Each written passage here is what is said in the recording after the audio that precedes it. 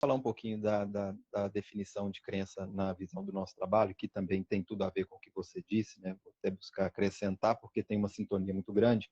Eu gostaria de trazer um pouquinho a importância desse assunto para a nossa vida prática, né? Porque parece, é um papo legal para ver no intervalo de alguma coisa, mas não, é um assunto que deveria estar na prioridade, na prioridade ali de aprofundamento, porque está por trás de tudo que envolve a nossa vida. Né? Porque a gente pergunta uma pessoa qual é a prioridade na vida.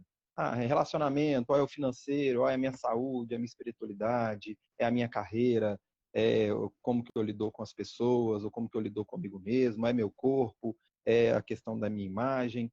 Independente dessa prioridade, todas elas vai passar pelo sistema de crenças.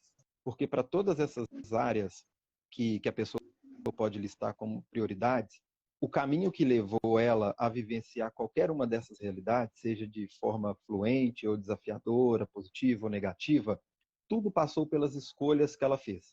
Então, a carreira que ela seguiu profissionalmente, o relacionamento que ela entrou, a questão da saúde, a estética, o corpo, independente do que for, o que conduziu ela para esse caminho e esse ponto nessa linha do tempo onde ela vivencia essa realidade, foi as escolhas que ela fez ou deixou de fazer. E tudo que nós fazemos ou deixamos de fazer vai passar por dois mecanismos internos que nós temos, que é razão e emoção. Então, esses dois mecanismos são as nossas formas reativas que vai ditar o que nós vamos fazer ou deixar de fazer. E, além disso, é o que vai nos caracterizar, é o que vai dar forma à nossa essência, à nossa centelha, que é una e igual a todas. Nós somos parte fragmentados de uma totalidade. Então, se nós somos partes de uma totalidade, somos todos iguais. Na prática, observamos que, visualmente ou como atitude, somos bastante diferentes uns dos outros. Mas essa diferença está na nossa personalidade, aquela que nós vamos adquirindo ao longo da nossa experiência e vamos usando para interagir com o mundo externo e muitas das vezes até com nós mesmos. E essa nossa personalidade também vai ser caracterizada e moldada por esses dois mecanismos, de razão e de emoção. Na razão é onde que está os nossos padrões mentais, um deles as nossas crenças, que são verdades que nós acreditamos, independente de ser uma verdade absoluta ou não. Se nós acreditamos nisso, isso compartilha da nossa consciência individual e vai nos moldar, influenciar o desenvolvimento das nossas personalidades, né, que, como eu vim falando, são várias, né, que aí também é outro assunto, que também eu dou uma pinceladinha aqui, mas por isso que eu falei que vai preenchendo, né, os assuntos, quem assistiu aos outros conteúdos e já vem acompanhando o trabalho, a questão das sombras psicológicas, personalidades. Então, tudo isso vai contribuir para as nossas personas e os outros vai ser os nossos padrões emocionais, que são as nossas emoções, sensações e sentimentos que nós vamos vivenciando ao longo da nossa experiência.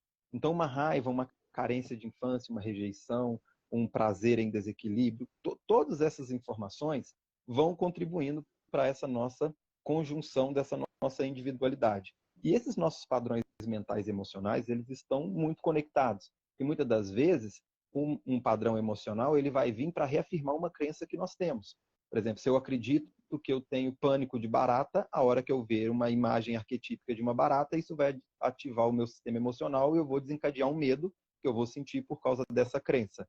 E vice-versa. Muitas das vezes, uma crença ela pode surgir para poder reafirmar um desequilíbrio emocional. Então, uma situação que aconteceu onde a pessoa se sentiu culpada, ela pode passar a acreditar que ela é responsável pela situação do outro, ou que ela tem que compensar algo. Então, agora ela surge uma crença por causa de uma emoção que ela vivenciou. Por exemplo, os pais se separaram e ela se sentiu culpada por causa dessa separação, seja por qual for o motivo, independente de ser uma verdade absoluta ou não. Se ela acreditou nisso, essa crença faz parte do sistema de crenças dela e as escolhas dela já estão comprometidas.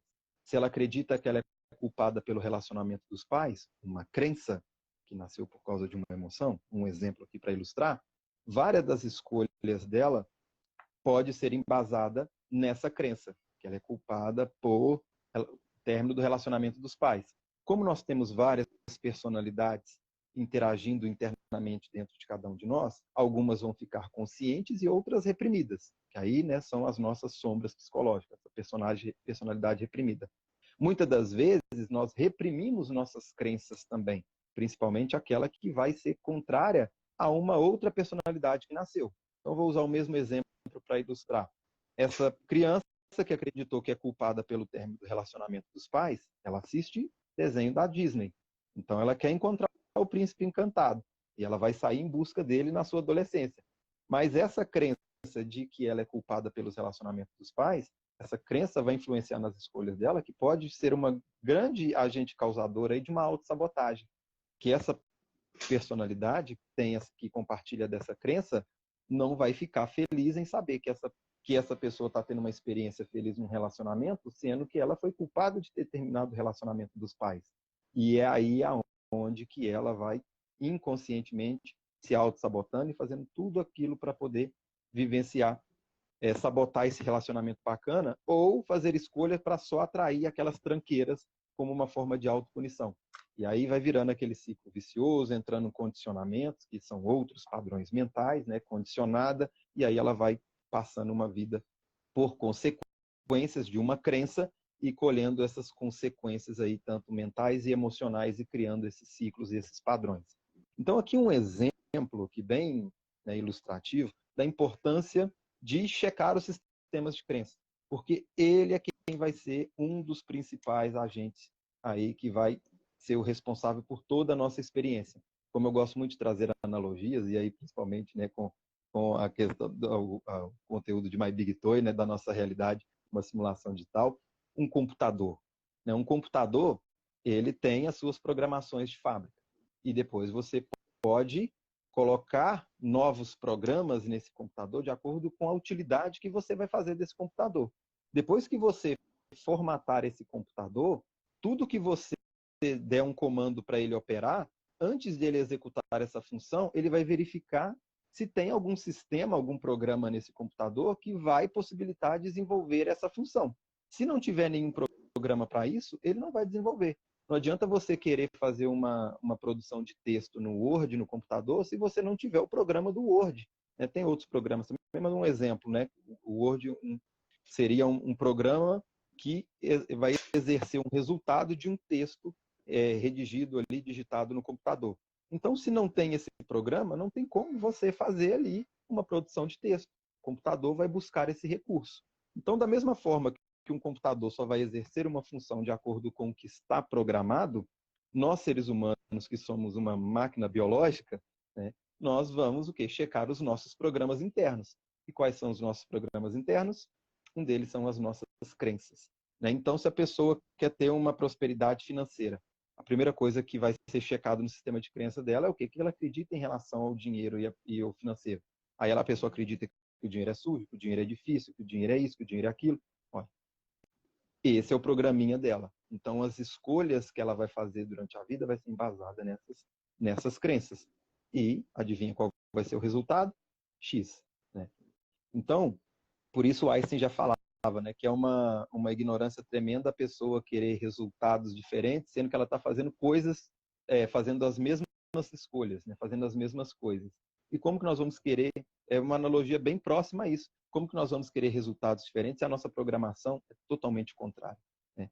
Então aqui é uma introdução inicial que eu gostaria de trazer para as pessoas terem essa consciência da importância desse assunto. Né? Porque crença não é um assunto extracurricular para agregar uma informação ou um estudo. Não, ela é extremamente importante porque todas as prioridades, tudo aquilo que a pessoa está vivenciando, está por trás desse sistema de crenças também. Fala, Mário.